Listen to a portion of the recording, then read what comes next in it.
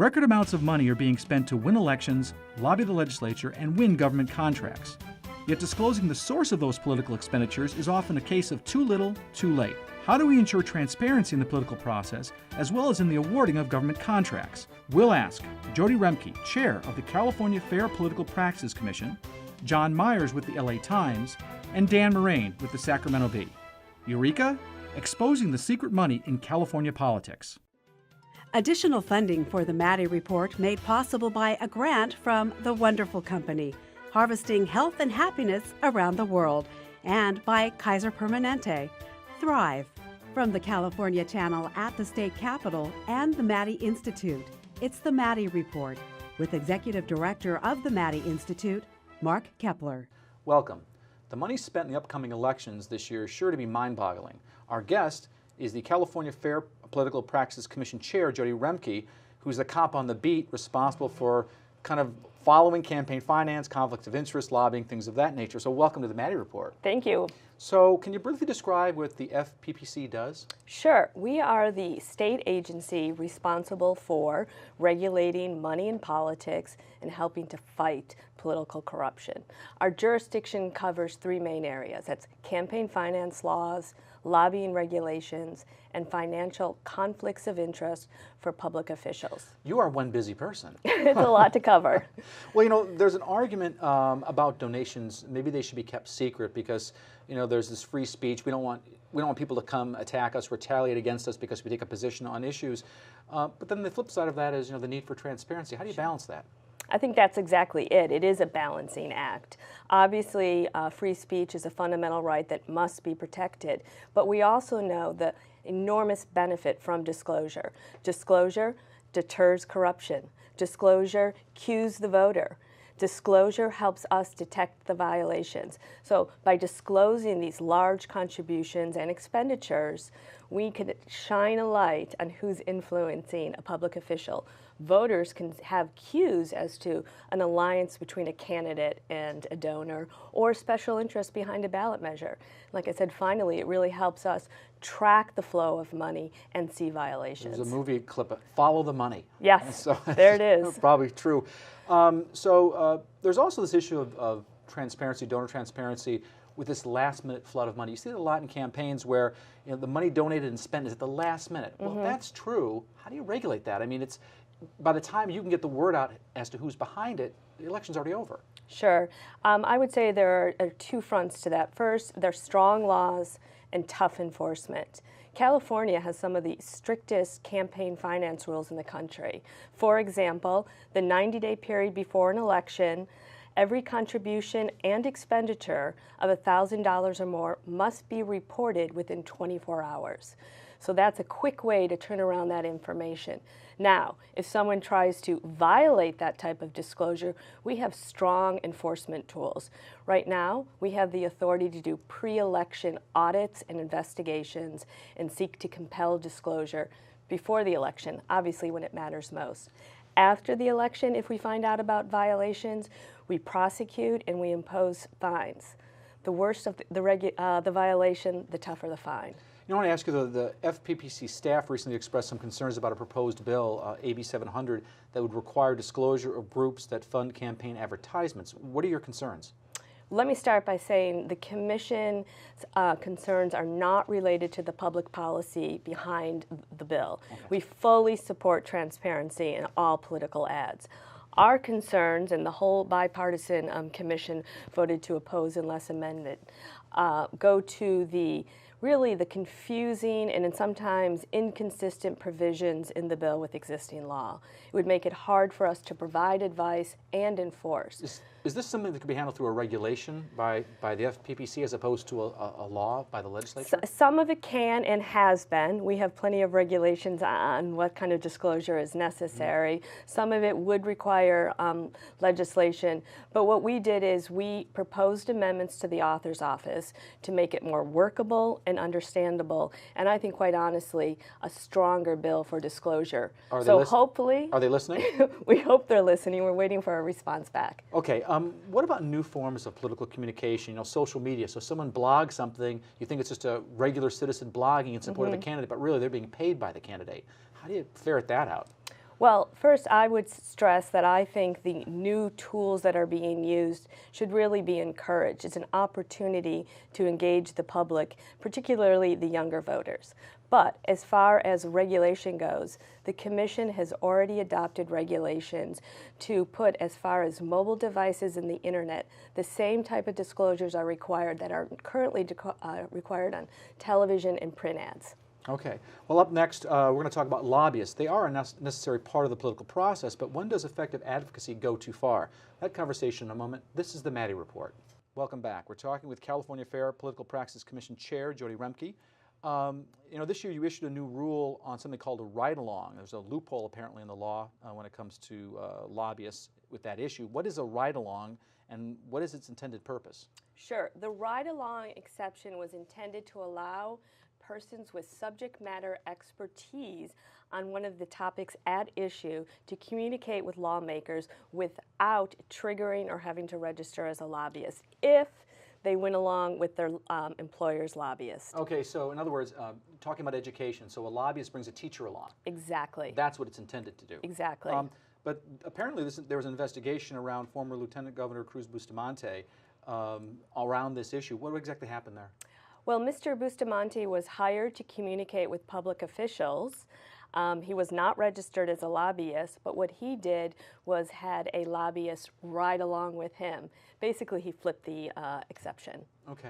But you've now created a new rule to kind of address that concern? Well, we amended the existing regulation to clarify the purpose and focus behind it being to allow experts to communicate with lawmakers. We want lawmakers to have the best information possible, but it has to be an employee and they have to be going along with their employer's lobbyist. Yeah, but on the subject matter, it's a little vague. Should we just scrap the whole law and forget it? Subject matter expert? Mm-hmm. I think it's a pretty common sense approach. That's what we were taking going for. A reasonable person approach to exactly. What would a term. reasonable person conclude? Okay. A teacher, a scientist, they're experts. Mm-hmm. A well-known former politician whose only skill is getting in the door is not an expert. Depends on what the subject is, I suppose. Well, there's another attempt to regulate lobbyists that the PPC has opposed. That's AB 1200. What would AB 1200 do, and why do you think it's a good idea? Well, as I understand it, AB 1200 is what it would require are people who are participating in the state contracting process on behalf of their employer, vendors and contractors and the like, to register as lobbyists. Now, again, the bipartisan commission opposes the bill in its current form.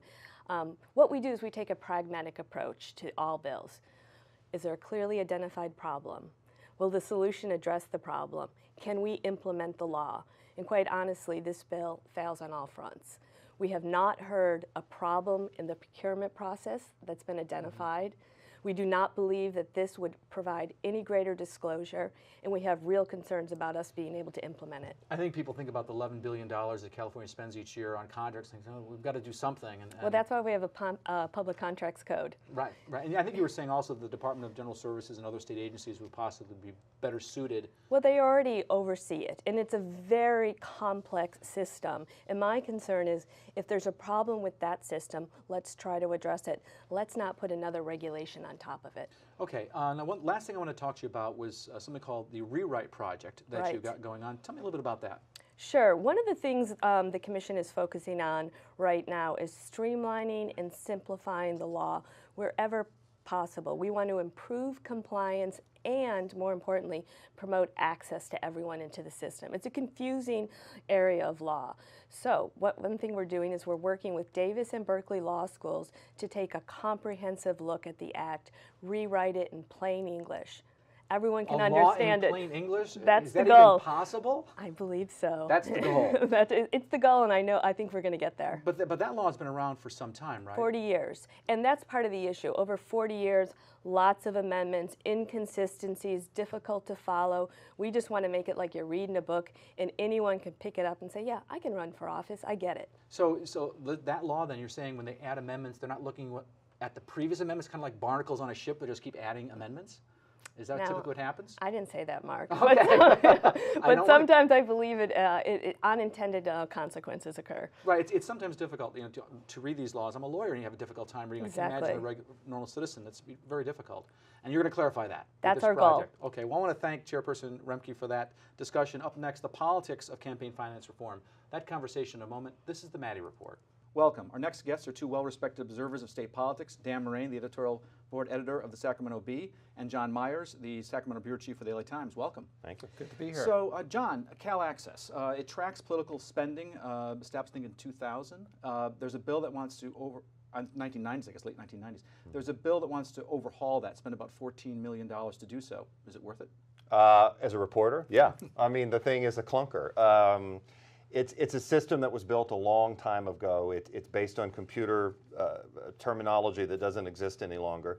I mean, I think the question is how much the public would recognize that versus those of us in the press who look at campaign money all the time. But the bottom line is anybody in California who wants to see how money is being spent, who's being given the money, it's a burden to it. It's a hindrance to it in that way. And I think it's been long overdue. And I don't think that anybody wins awards in Sacramento for changing that. But at the same time, if somebody becomes the champion of transparency, that might be a pretty good political line. Good idea. May I just give a shout out to Bill Jones, who was the Secretary of State when that database was created. From Fresno. And he did it with not a lot of money and not a lot of time, and he got it up, and it's running 16 years later. They didn't expect that to go for 16 years. Now it's got flaws. It's got flaws, but you can operate it. Now they're going to spend $14 million to improve it.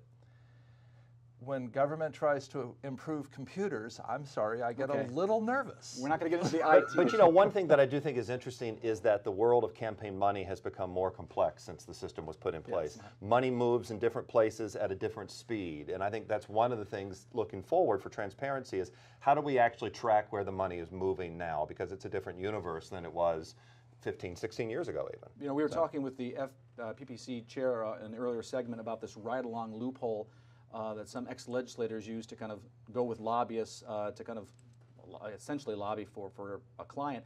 They're going to put in some regulations to tighten that up. Think it's going to make a difference, Dan? On the margins, I got to say what would truly make the difference would be if the Fair Political Practices Commission would update its lobbying requirements, its disclosure of lobbying requirements. Those are quarterly filings when they ought to be filed at least monthly, if not weekly. There's such a lag time. That would make a big difference. I think, to me, the most interesting part about the whole ride-along phenomenon is that it is part of a larger part of the way government works in Sacramento and other places, which is influence moves through so many places. Registered lobbying is not the only kind of lobbying that goes on. People who are government affairs directors or all these other terms that are effectively lobbying to exert influence on the outcome kind of happen in the shadows, and former lawmakers who ride along is just one example of that. Yeah, I want to ask about that. What about legislators who leave early? There's a bill that says that they should wait more than they currently are waiting before they become lobbyists, and what are your thoughts on that? Well, I mean, again, back to the point. I mean, how do you define lobbying? I mean, there's a very narrow definition of what that is. So you tell them that they have to wait longer to register. Well, some of the ones who've left recently aren't registered at all. Meantime, the lobbying definitions are all about what branch of government do you lobby, the one that you came from. So if you came as a top aide to the governor and you want to lobby the legislature tomorrow, there's actually no reason you can't do it. You can register because it's a different branch of government. Every time you slice this, you find another crack, loophole. I don't know what the right terminology to use. Well, cracks and loopholes certainly make sense. The notion that Assemblyman Henry Perret of Fresno was able to leave midterm and get a nice job representing the pharmaceutical industry, but doesn't have to lobby because he's not lobbying. And then it requires the people of Fresno County to pay for a special election. I think that's odd, and the legislators who leave, they have money in their campaign war chest. They really ought to use that to spend to help defray the costs. There would be no nothing to stop them from doing that. You know, I want to ask you, John, you did a series of reports with KQED a while ago On influence. on influence. Yeah. And, you know, the FPPC doesn't really want to get involved in regulating lobbyists who are hired to influence how California awards contracts. And California awards like $11 billion of contracts every year, saying that, you know, they're not the right agency. What are your thoughts on that? Well, I mean, I respect the FPPC's opinion, but if you look at the people who wrote the piece of legislation, which has been struggling in Sacramento to move forward, if you look at it, I mean, their argument would be that you know, disclosure of lobbying activity is all we're talking about. We're talking about adding a small amount of information to the form that lobbyists already fill out. For example, one other part that lobbyists fill out that we are now getting, and where I think it's in the same category is the reason I ask this, is how they use money that's called payments to influence. This large lump sum of money that could have been used on newspaper advertisements or something like that. They didn't have to disclose exactly how they spent that before. The FPPC said, well, look, it's just a paperwork thing. So some people would say this is a paperwork thing. I mean, these are some of the same lobbying firms in Sacramento that have to disclose talking to a legislator, but don't have to disclose talking to the staff of the Department of Education. How is that really different? I think that's the question. Well, and two of the big advocates of that issue, Bob Stern is the author of the 1994 Political Reform Act that created the FPPC. He thinks they ought to be registered, and Gary Winnick, who was a longtime chief of enforcement at the Fair Political Practices Commission. I think they speak with some authority on this issue of who should and shouldn't be registered. It's all a matter of public disclosure, and really, why are we against that? Yeah, well, we're going to talk more about that in a moment. Up next, campaign finance and the upcoming election. That conversation in a moment. This is the Maddy Report. Welcome back. We're talking with Dan Morain with the Sacramento Bee and John Myers with the LA Times about campaign finance and lobbying and transparency. You know, we're coming up to the November election. We're probably going to see a lot of propositions, but you got to go out and collect signatures to get them on the ballot. Given the cost, John, are we going to see fewer of them on the ballot? They're talking about a big ballot in November, but no. Back to you. No, I mean, you know, money moves things. I mean, people want things on the ballot. They find the money to raise it. I mean, it looks like it's going to be a long ballot. It's been an incredibly expensive signature gathering season. Is it about twice as much? Signatures that have gone for as high as $5, $6 a signature.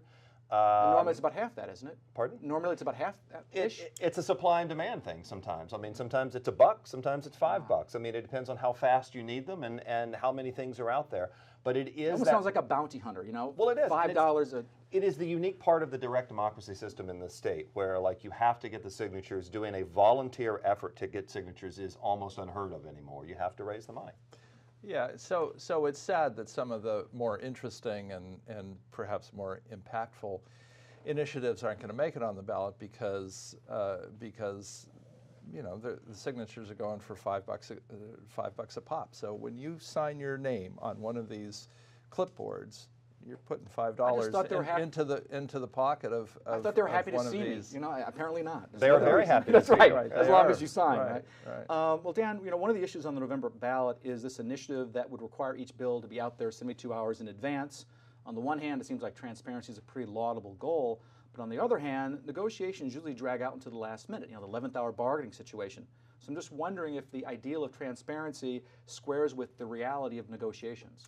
Well, certainly negotiations often are and probably ought to be behind closed doors. I mean, I get that, but I don't really understand why a bill can't be in print for 72 hours. I understand it. The reason is that if it's in print for 72 hours, the opponents to the bill will marshal their forces to oppose it. That's one of the big reasons. Another part of that initiative, though, is to require that all committee hearings be videotaped and that you and I can use them, and political campaigns can use them. I don't know that there's necessarily a downside to that. Editing? Well, there will be unfair editing, I suppose. That would be a problem. There ought to be restrictions on that. But this is public business, and I think it ought to be conducted in the public. The thing that's interesting about the 3-day in print thing to me is that people can make rational arguments for why some bills should be done fast. Negotiations happen. You've got big things, a bond measure that's a serious issue, or a budget. The thing is that without any limitations, the legislature takes it any way they want to do it. You know, at the end of every 2-year legislative session, we see bills in the middle of night that are favors to interest groups. That, you know, why does that one not have to have a 3-day imprint? If it did, the sunlight would kill that kind of thing, and that might be a good thing in terms of the way of influence works. So it's, I mean, the balancing act just doesn't exist, and I think, you know, if this gets on the ballot, it's hard to see it not being a slam dunk. Yeah, I'm just wondering, though, we're talking about transparency and lobbying and all the rest of it, campaign finance. Is that really a quixotic goal to have, you know, true government that's in the sunshine? Are we expecting too much? We're in the wrong business then in some way. I mean, it's always a balance.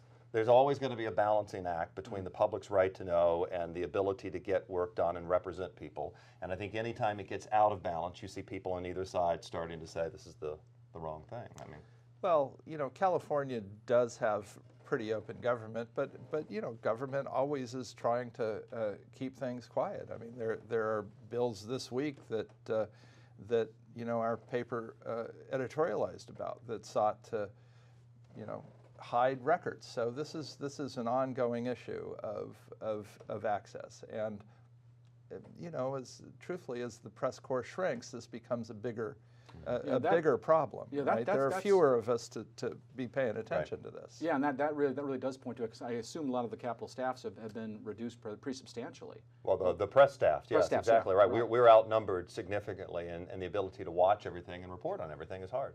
And does social media help at all in that respect? Some, but you still need people to do the tweets, hit the Facebook post. I mean, you still need eyes and ears. You get that argument that, you know, that these independent people can go out there and be the eyes and ears instead of, you know, professional reporters. What's your response to that as a professional reporter? Well, they are sometimes, but they often come at it with a particular angle. Like, you know, they want you to see what they want you to see. That's helpful, but that's not the whole story. Yeah. Any last comments? Well, I completely agree. You know, I'm all for citizen involvement. I mean, that's what democracy is all about, and I want them to be involved and to be paying attention. That said, you know, I've been doing this for almost 40 years. John's been doing it for not quite that long, but you know, this is what we do. It would have been 10 if you had been doing it. 20's good enough. Yeah. So I do think that we bring some experience to this issue. Well, I can tell you, I read your stories all the time, so I'd have to agree with you. The LA Times and Sacramento Bee are the go-to papers, so thank you for that. Dan Morain from the Sacramento Bee and John Myers from the LA Times. Also want to thank Jodi Remke with the California Fair Political Praxis Commission for joining us. If you want to stay current on local and state politics, you can sign up for our free and award-winning e-newsletter, The Maddy Daily, just by logging on to our website at maddyinstitute.org. This is Mark Keppler for The Maddy Report. Thanks for joining us. The views expressed in the Maddy Report are those of the individuals participating in the program and do not necessarily reflect those of the California Channel or the Maddy Institute.